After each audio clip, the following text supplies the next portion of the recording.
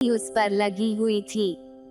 जैसे ही उस लड़की ने अपने हाथ उनकी तरफ बढ़ाए, तीली बुझ गई, लेकिन फिर भी क्रिसमस के पेड़ पर लगी हुई लाइट तेजी से चल रही थी और आकाश में बहुत ऊंची थी। उसने एक लाइट को ऊपर से गिरते हुए देखा जो आग की एक लंबी निशानी बना रही थी। अब कोई मर गया है, वो बच्ची धीरे से अपनी दादी माँ के लिए बोली।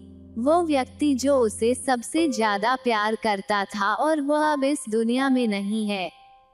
उसने कहा था कि जब भी तारे गिरते हैं तो आत्मा स्वर्ग में जाती है। उसने दीवार के सहारे खड़े होकर दूसरी तीली जलाई। उस तीली की चमक ने उसकी प्रिय दादी माँ को उसके सामने लाकर खड़ा कर दिया।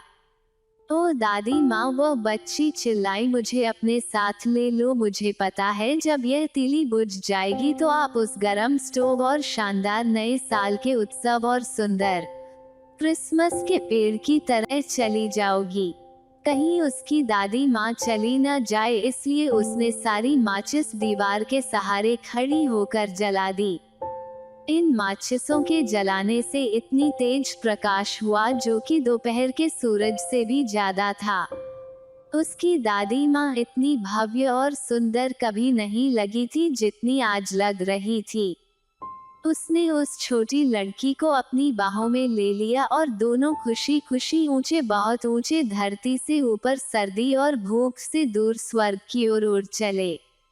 अगली सुबह जब लोगों को वह मिली तो वह दीवार के सहारे झुकी हुई थी। पुराने साल की अंतिम शाम को उसके गाल लाल थे और हंसता हुआ चेहरा मौत से जम गया था। बेचारी गरीब लड़की, वह अपने आप को गर्म करना चाहती थी, लोगों ने कहा। लेकिन आश्चर्य, वह इतनी खुश क्यों थी, लोगों ने पूछा। लेकिन किसी ने यह कल्पना नहीं की कि कितनी सुंदर चीजों को उसने देखा और नई साल की शाम को कितना खुश होकर वह अपनी दादी माँ के साथ स्वर्ग को गई।